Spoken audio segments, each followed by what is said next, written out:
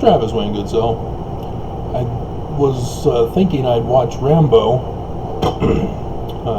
before I went to bed today, and then got into it and realized,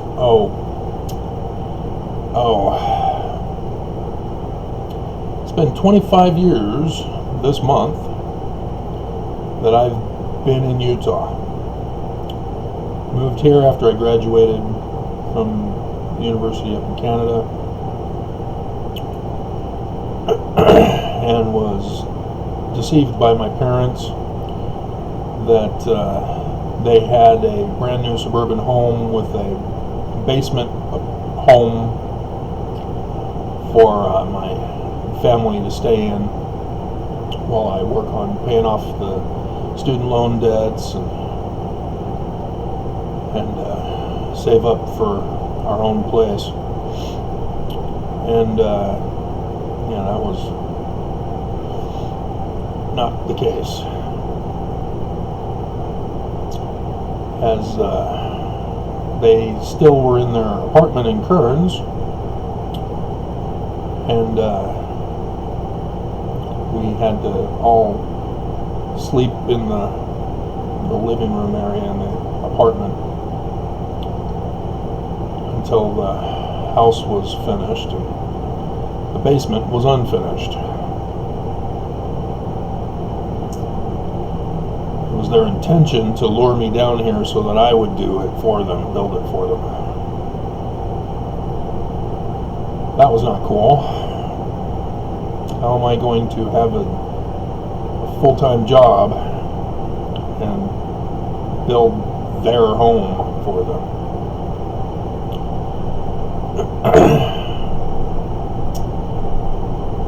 In February, after I moved here, I deciphered Paleo-Hebrew.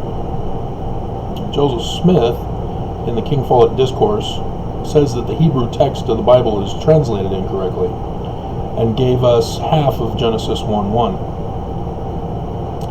And so I wanted to know, well, how is the rest of the text supposed to be translated? Give me more. And I'm such a person that I want the answer. I don't want to be told that I'm not old enough, or it's higher spiritual or adult knowledge. And so if nobody had the answer for me, I would do the pioneer research to get the answer. And I've had to do that a lot in my life. But Paleo-Hebrew was one such example. And it was necessary to fact check the current traditional theory for Paleo-Hebrew. And boy, did William Foxwell Albright blow it big time. The acronym theory just is, not a single thing in there matches. I don't know what they were thinking. And so, I had to redo the whole research from scratch. And so it took me about 6 months to complete it. And I had a full-time job. I was working the Christmas overtime. I was with the church. And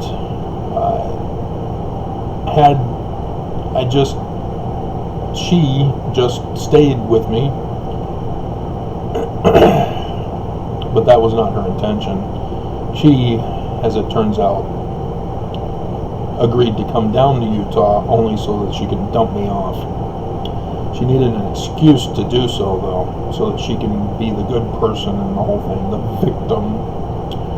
And it never worked. She had to be the bad person who abandoned the marriage and fled the country with our kids. And so, of course, she lied when she got back up into Canada.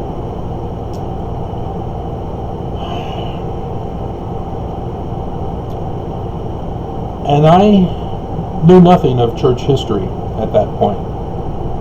That was my one weakness in Mormonism. I knew the scriptures, the quad, knew it better than most Mormons because I actually studied them. My mission was spent going through the whole Bible, as I had plenty of opportunities to read from the Bible. And I don't just read for entertainment. I have to annotate.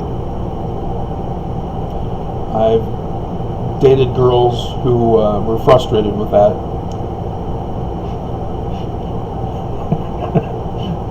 Poor Linda. Can't you just read? No, I'm learning.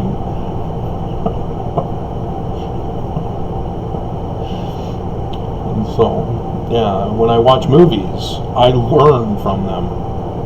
You know, I started off with Sesame Street. So, yes, TV has been a learning tool for me. And so I didn't know about Utah Mormons. I'm the outsider Mormon.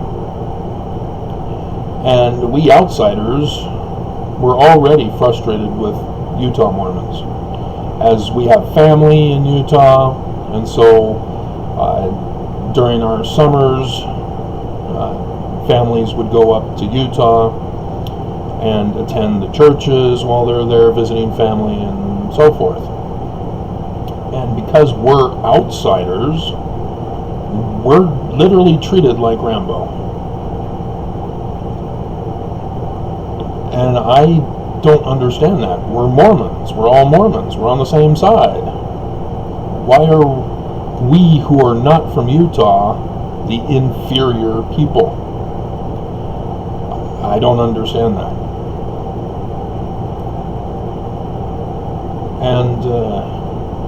And to be honest with you, when I first moved here, I thought I was inferior because I didn't have access to Mormon friends who study scriptures in our downtime outside of school.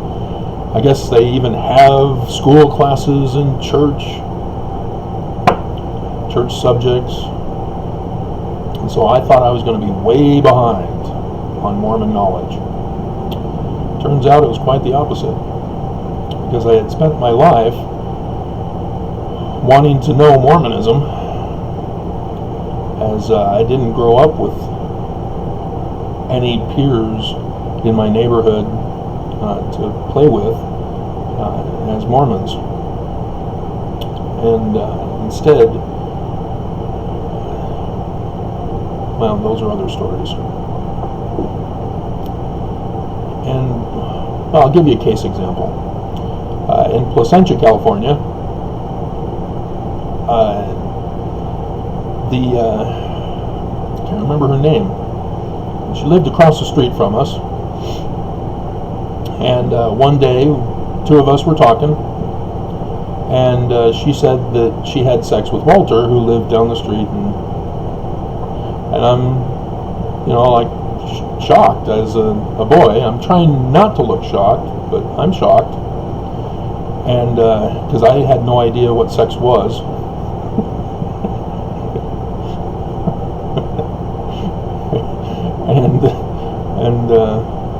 and so she was just boasting that she was such a person, and so that was the kind of upbringing I had. And born-again Christians, I've told you about that. When we moved to Corona, we had the born-again Christians that had their chapel on the corner of Corona High, which is now a baseball thing.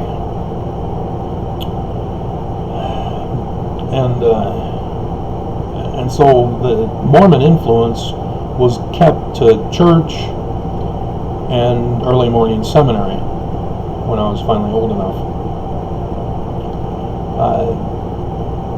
Going to Norco High,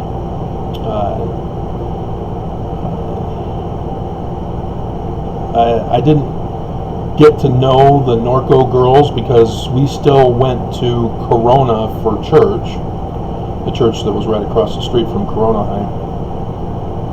And it wasn't until I had moved to Rick's that the ward was divided and we went to the Norco ward. And so Carrie Bain, and I can't remember the other girl, I didn't get to associate with any of them. And so the ones that were in my seminary were the ones that attended Corona High. Trying to remember his name. He had the Volkswagen Bug that constantly caught on fire.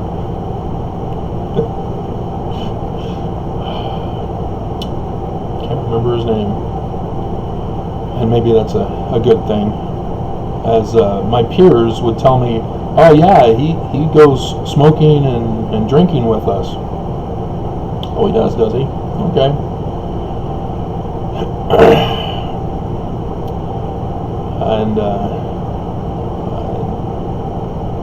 And so those kinds of influences of a good Mormon influence, similar to mine, just wasn't available to me. And I guess that's why Utah Mormons think that I'm inferior, is because I didn't have a good upbringing, as they would call it. That they are born and raised in Utah among Mormons of the same values and standards. And I understand there's a lot of stuff going on around here.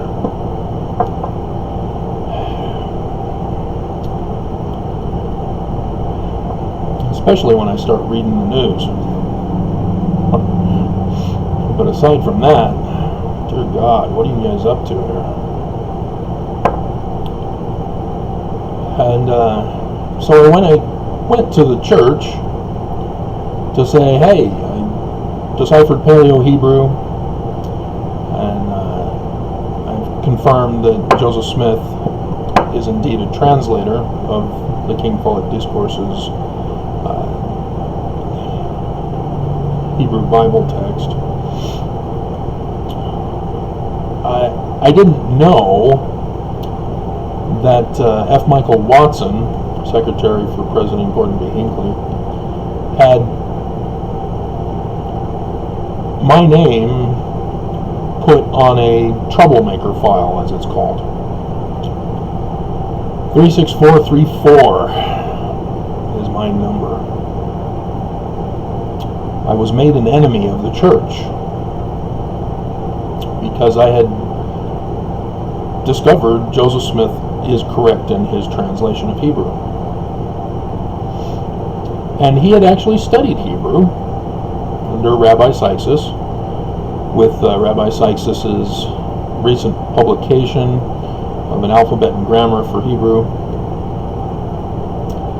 And that's why it's Rakiyang in the Book of Abraham facsimiles, explanations, is because it came from his teachings.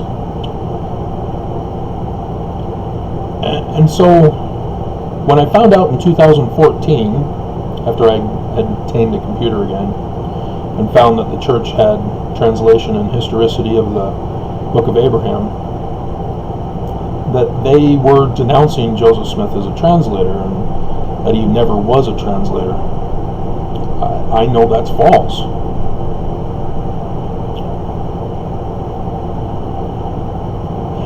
Little did I know that the mentality of the little town that Rambo goes into and doesn't want him there because he's not one of them.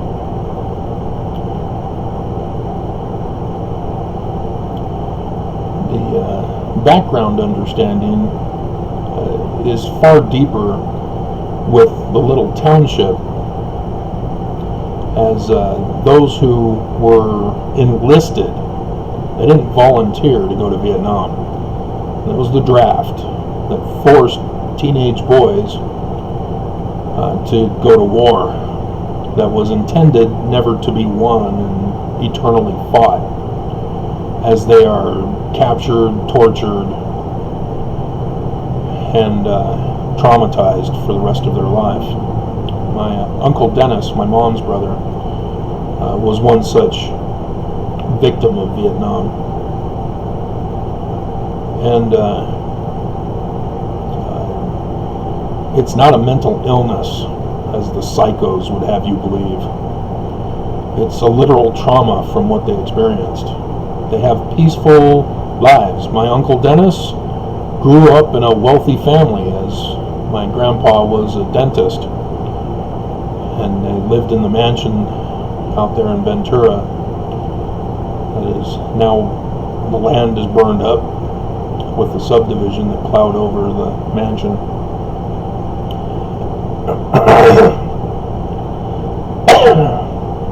And to have a person forced from their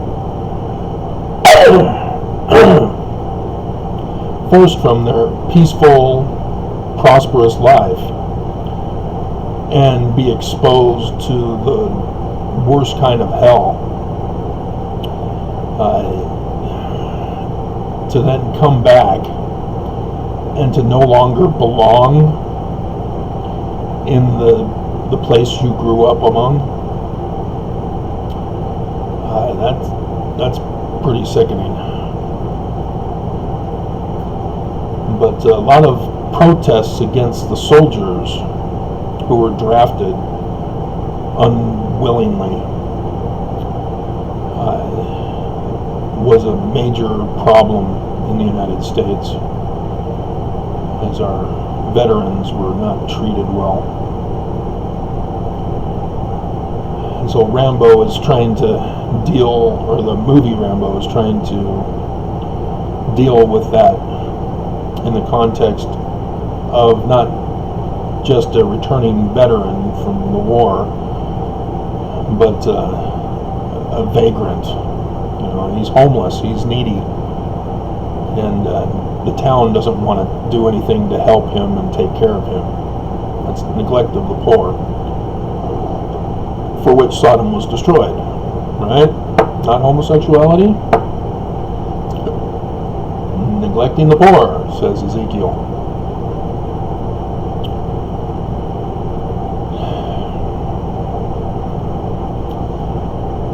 And so to witness my church, my people, attack me. I had never had that before. I was out in the world and nobody attacked me for my religion.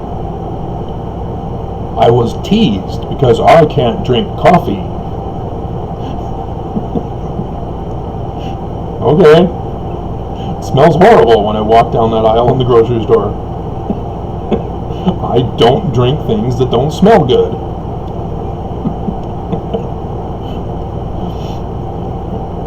I didn't have the bullying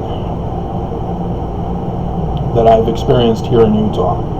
I have not experienced the extortion threats, the violence, the hatred outside in the world. And yeah, Mormons are so evil and abusive, they say, well, if you don't like it, leave. They don't want to change. Mormons don't want to be good. They don't want to be examples of righteousness. And like I said, I knew nothing of church history. So I didn't understand what's going on. But now I've learned church history. Because nobody else is telling me the truth. Church is lying about church history. Ex-Mormons are spreading the lies that the church is telling about church history. So nobody's telling me the truth. So I had to do it myself and find out the answers for myself. Just like with Paleo-Hebrew.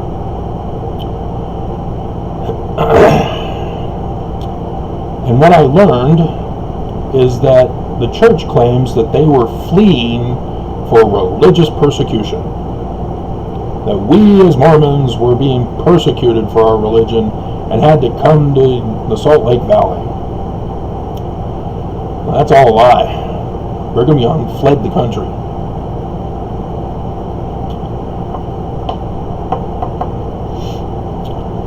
And yeah, there was the Missouri order from Governor Boggs, but there were plenty other places where the Mormons could have lived.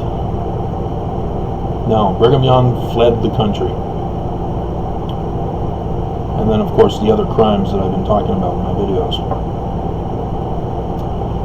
And so in Salt Lake, it was their intention to create Zion. Salt Lake was Zion.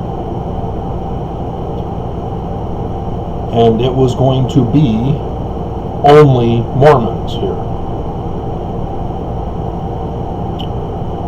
However, as the United States kept expanding westward, more and more people started coming into Utah. And within 2 years, Utah became a territory.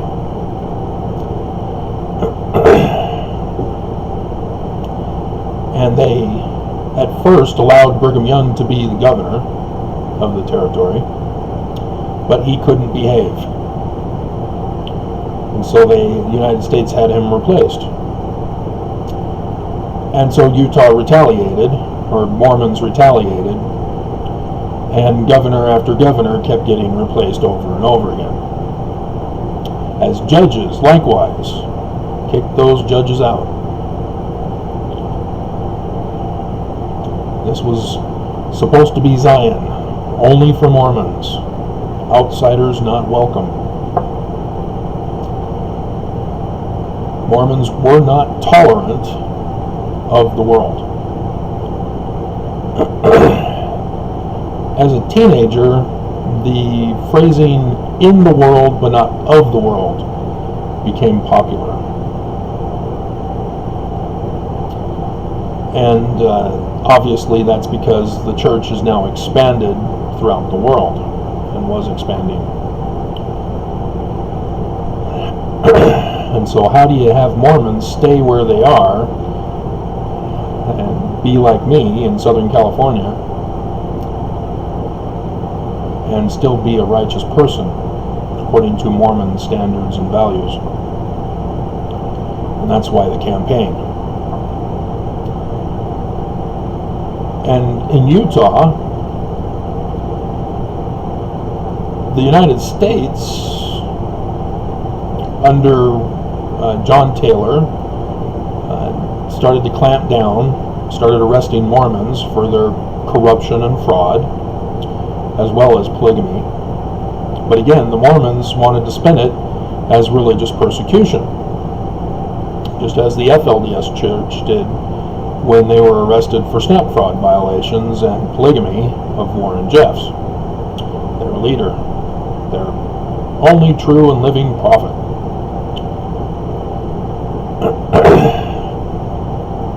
And so the United States, under Wilford Woodruff, had disincorporated the church, shut it down completely. And thus the church was no longer in possession of the buildings and the things that were making them corrupt and fraudulent. And the practice of polygamy was not supposed to be practiced anymore, although Grover Cleveland had pardoned the Mormons for that. But the Reed-Smoot hearings at the turn of the century made it clear that the Mormons were still corrupt.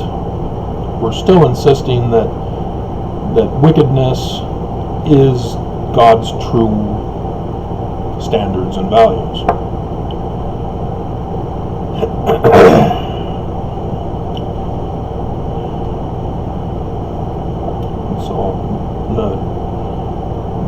superior strength of the United States shut down the church for good.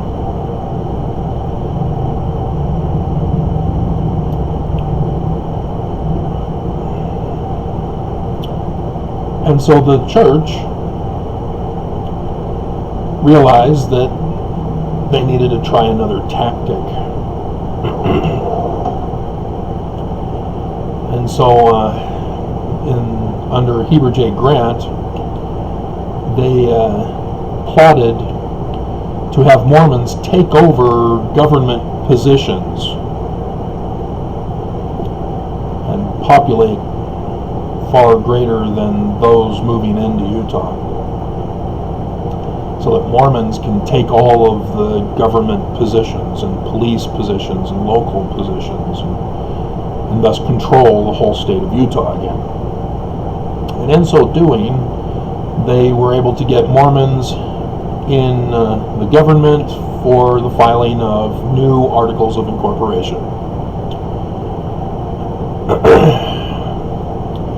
As they were hoping that the United States would not notice, and they didn't. And they couldn't start polygamy again, obviously, because that would draw the attention of the United States. And say, oh, there they go again. Got to stop them with their tithing as a protection racket.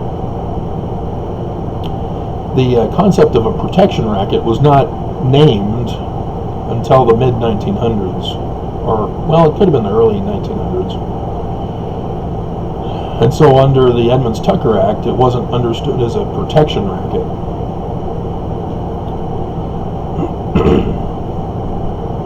It was just understood as corruption and fraud in the Edmunds-Tucker Act.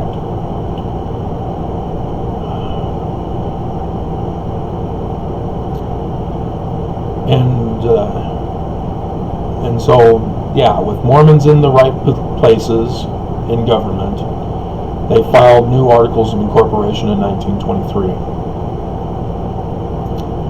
And at this time, I'm sure you guys are well aware of the secret meeting of the intellectuals of Mormonism, who realized that the church history is not real. None of it happened. And notice that the church, to this day, despite all the evidence supporting that, yeah, sure enough, the history of the church, of the first vision, Nephi giving plates to Joseph, and the angelic visitors giving Joseph authority to run the church and lead it, never happened.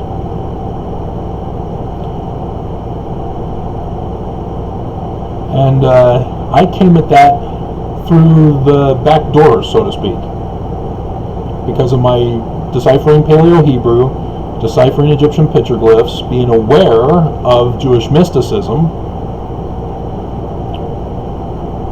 That helped me when I did church history and found Joseph Smith Sr. involved with Jewish mysticism with the New Israelites in Vermont.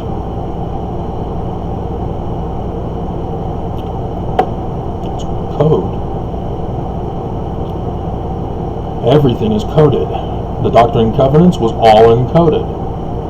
Names and places were replaced with other names and places. Some of them familiar, others not so familiar.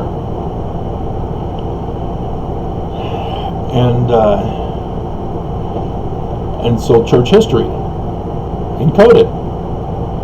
It wasn't Jesus and Heavenly Father,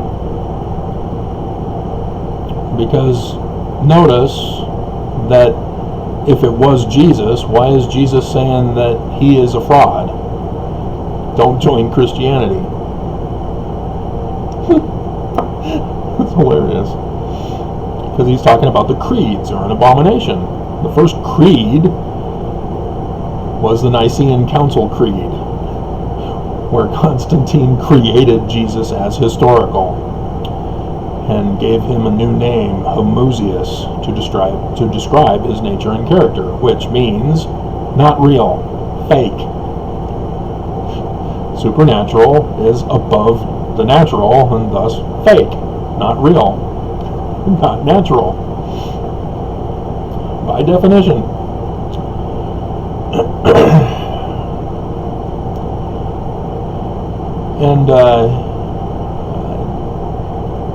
And so the church was, in essence, in order to hide their past, turned Joseph Smith's history into an actual history. But they all knew, the intellectuals and the prophets knew, it wasn't. None of it happened.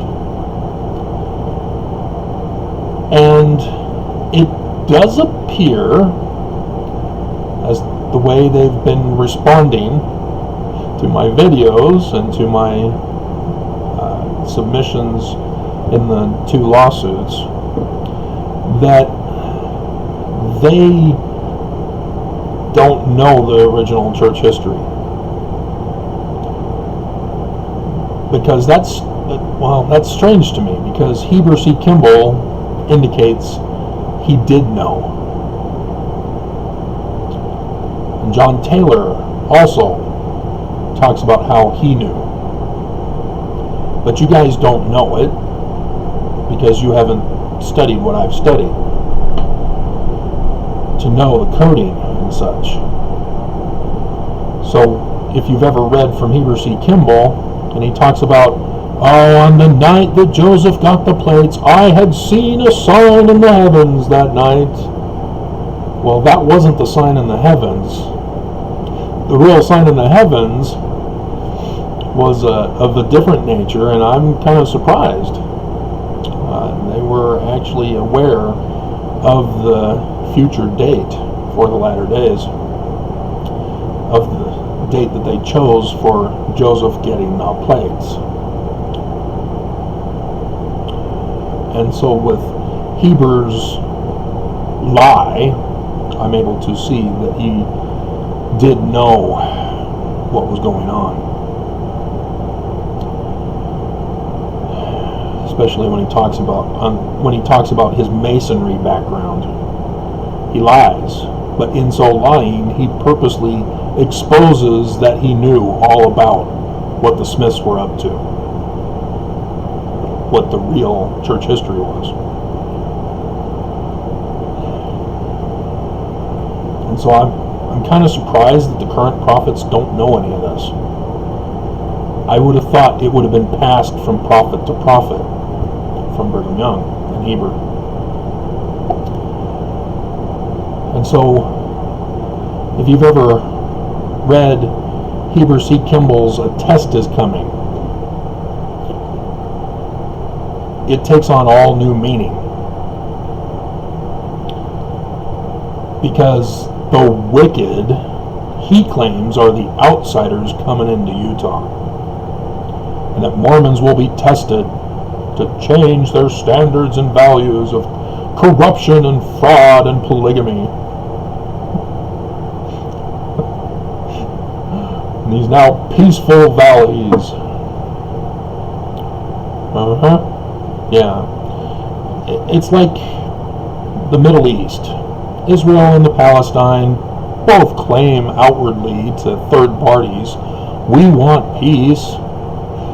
But then when you get right down to the nitty-gritty, how they want to obtain peace is by exterminating the other side.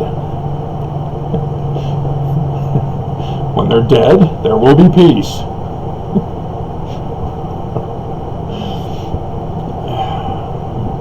And that's the Mormon view. We get rid of the outsiders, we get rid of the ex-Mormons, we get rid of the apostates. There will be peace. And that's what I see that you guys don't. When the mayor of Salt Lake City, she gets up and says it's illegal to be homeless. And so we're going to spend the next 5 years building another 300 beds. Well, you already had 3 for 300 beds each, which was 900. So you were 200 short from the road home, which is now sold for commercial buildings and home apartments for the rich, which reveals that the Gateway was all about exterminating the poor, eliminating the homeless, getting rid of the road home shelter. And you probably don't remember that the poor used to center their focus at Temple Square,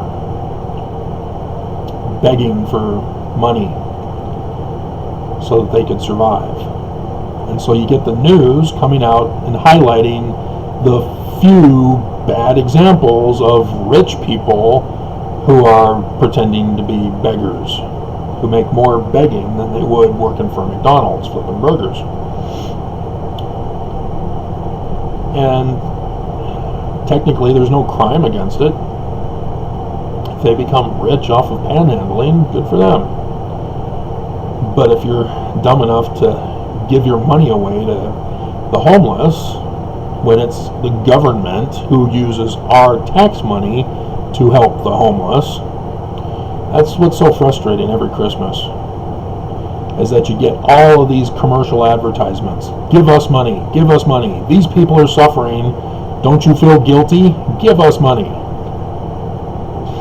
I'm sorry, if it's something legitimate, our government should be using our taxpayer dollars to help this organization that you're saying is in dire need of help. We shouldn't have to be giving extra money above and beyond the slave tax that we're giving to our government.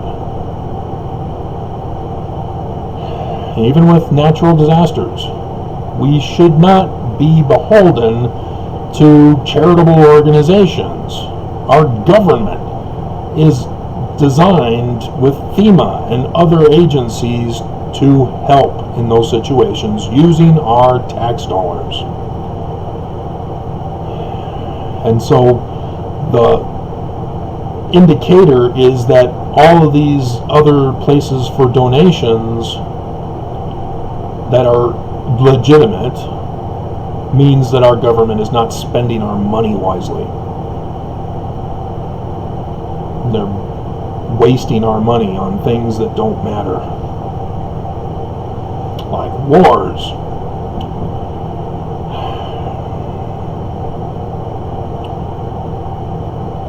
So, yeah, it looks like I'm going to be uploading this video tomorrow. But this is how I've been treated. Every time I do a video now, I'm immediately retaliated against. I'm a religious person. I do religious videos. Yes, they're critical of the church. But outside Utah, the church is like, what? Who? Aren't they that cult? Don't they practice polygamy from Big Love? That's it. That's all people know. They don't really care about the Mormon church. You know, Mitt Romney ran for president. Oh, who are the Mormons? Oh, they're evil, right? I'd rather be Russian than vote Mormon.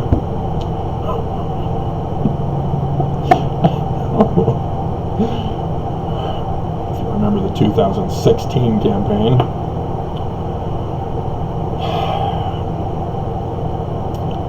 And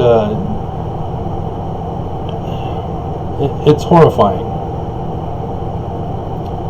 that the church is behind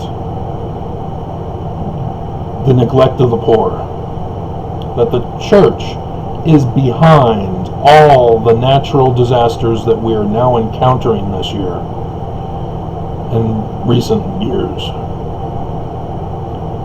The drought, intense heat, the fires, the flooding, they're all tied together.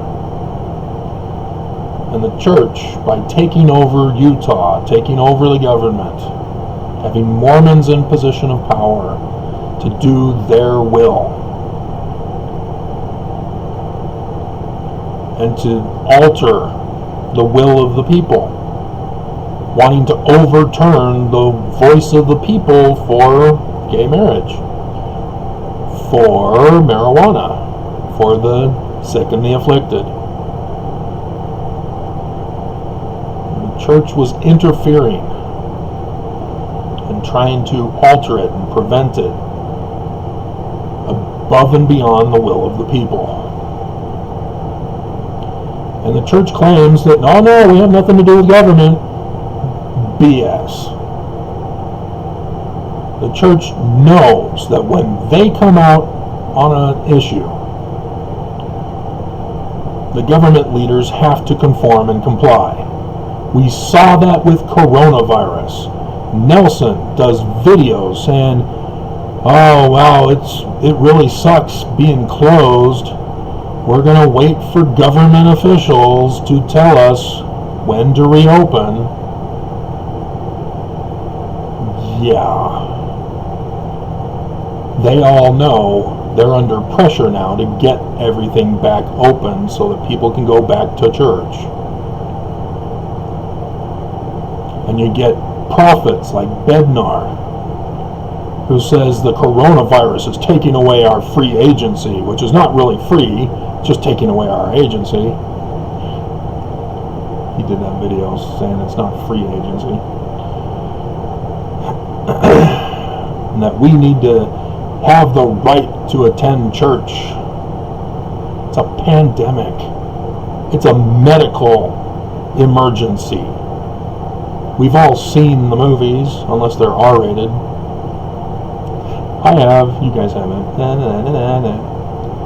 See, Canadians have mature ratings as well as R ratings, as well as others, PG-14 maybe.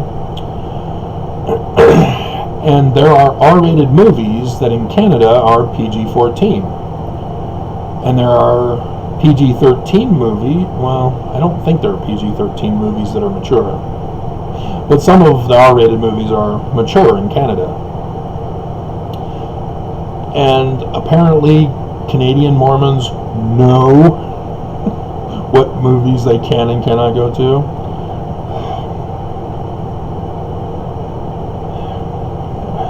But yeah, you get Canadians coming down to Rick's College who had seen an R-rated movie which was PG-14, and they're like, oh, you didn't see, oh right, Canada has a different rating system. And they had the theater there at Rick's College where there were two Mormon guys who were in the editing floor that would get a movie and edit it to take out the swears and any undressing scenes that would be uncomfortable for Mormons. And that led to the DVD editor guys, which led to the lawsuits by Hollywood, which then led to two little teen girls getting paid, was it $20 each? As they told their mothers what they had been exposed to, and they're no longer in business.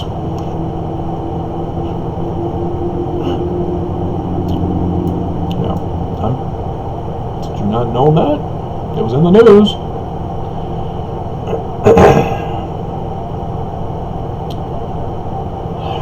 So, yeah,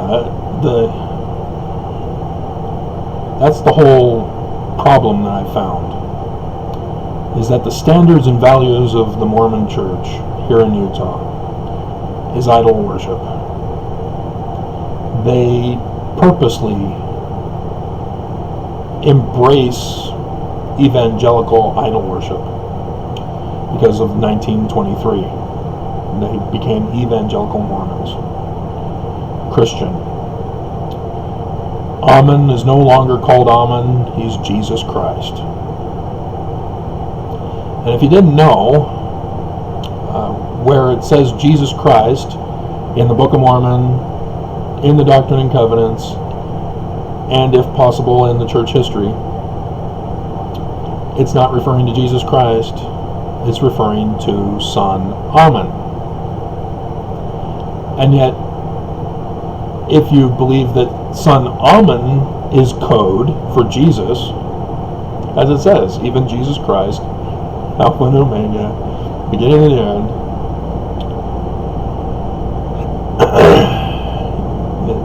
it's because of the church becoming evangelical Mormon.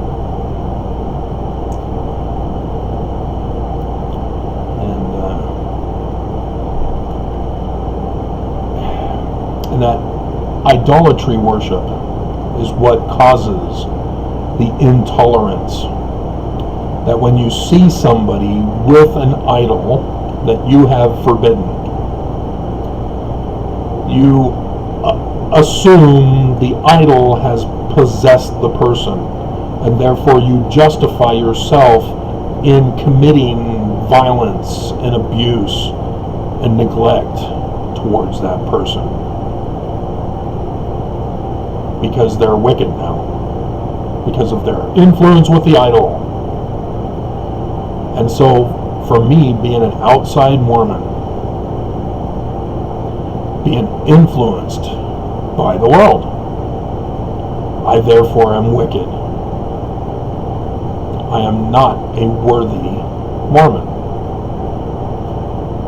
And Mormons here in Utah think they are now justified in doing what they've been doing to me for the past 25 years. And that's really sad. Because if you haven't seen Last Blood, the final movie of Rambo that came out, was it last year? Or was it earlier this year? His final statement summed it all up. Is that people just